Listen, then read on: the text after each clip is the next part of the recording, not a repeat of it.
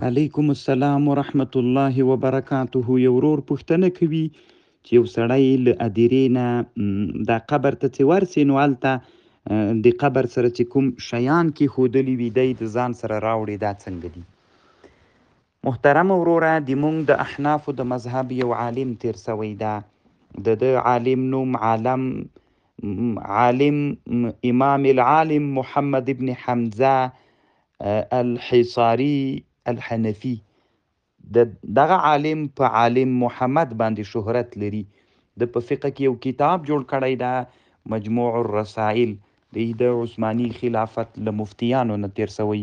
له ده نه یوه فتوا غوښتل سوې ده وروره، داسې فتوا: اعلم اني سئلت عن التقاط ما يوضع على القبور المشهورين بالصلاح. دی وایي چې هغه خلک چې ښه خلک تیر سوي دي، هغو خلکو په قبرونو باندې کالي، پرشونه، لوښي یا شمع یا نور داسې شیان د خوراک کېښودلي وي، د دې راټولول څرنګه دي؟ نو دی وایي اول دا کېښودل ناروا دي په اسلام کې، او دا داسې ده لکه تصیب د صوایبو.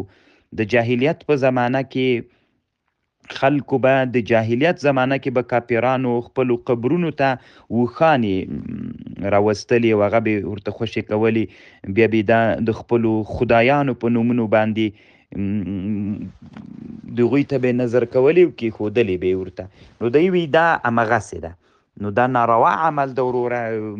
راوړلي بیا څنګه دي د دغه شیانو؟ دی وی د دې حکم داسې ده چې دا چا کېښودلي د هغه له ملکه نه ده ضایع سوی، نو دا د هغه ملک د راوړلې جواز نه لري.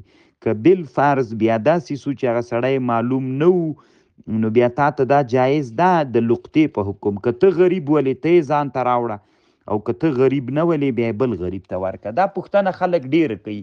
مثلا بعضې خلک دي زیارت ته چې لاړ سي، هلته په زیارت پسې ډېر ښه نوی دسمال تړلی وي.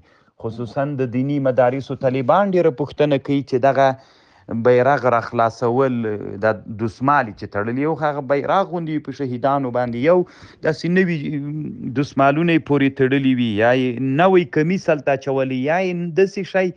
نو دوی وایي چې دا به نه راوړي، او دا داسې کېږي. راوړل یې بهتر دي. که فقیر یې باید ځان ته یې راوړي، ځکه دا اسراف ده او ضایع کېدل یې دي. نو دته بالکل انتفاع ترنه جایزه ده، جواز لري وروره. الله دې ښه لره کامیاب اوسئ. وعلیکم السلام ورحمت الله وبرکاته. یو ورور د پاکستان سوات ساحې نه پوښتنه کړې ده. د ورور پوښتنه داسې ده چې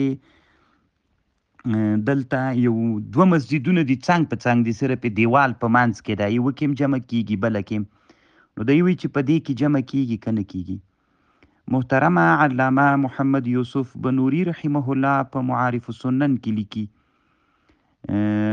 أن بكير الأشج حدثه أنه كان بالمدينة 9 مساجد مع مسجد رسول الله صلى الله عليه وسلم يسمع أهلها تأذين بلال على عهد رسول الله صلى الله عليه وسلم فيصلون في مساجدهم.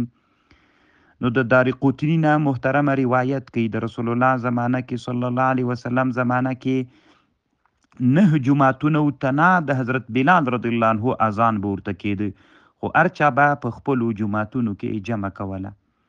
وفي الوفاء للسمهودي وروى يحيى بن بكير وروى يحيى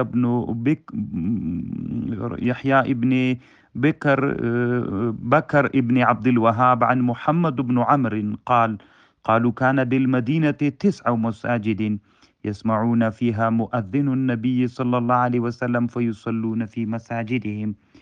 او بیا بل روایت کی عن محب الطبري انه ذكر المساجد التي كانوا يصلون فيها باذان بلال. یو بلال بازان کو، نورو دغه یو اذان به د ټولو جماعتونو ته کفایت کو، او جمع بم پکې کېدلې، هر یو کې ځان ته. دا دلته لیکلې د محترمه او علامه بدر الدین العینی رحمه الله عمدة القاری کې ذکر کړي. الله دې جوړ لره وروره کامیاب اوسئ.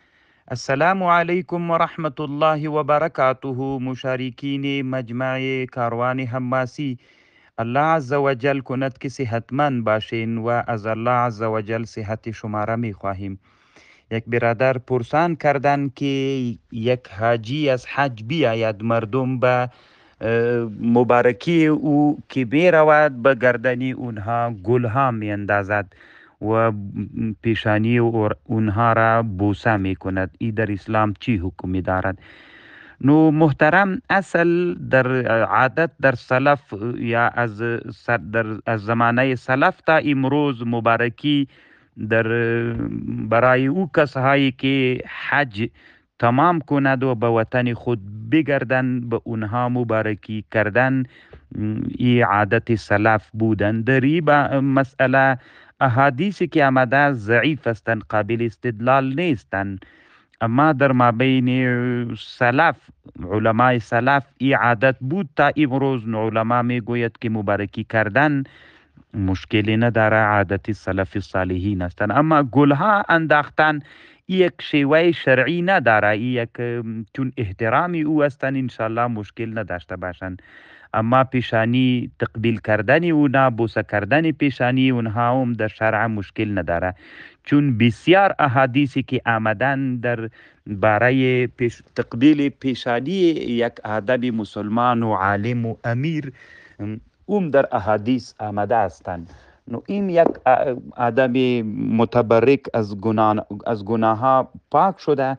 نو اگر پیشانی اونا تقبیل شود، بوسه شود، چیزی مشکل انشاءالله نخواهد داشت. تشکر، جزاک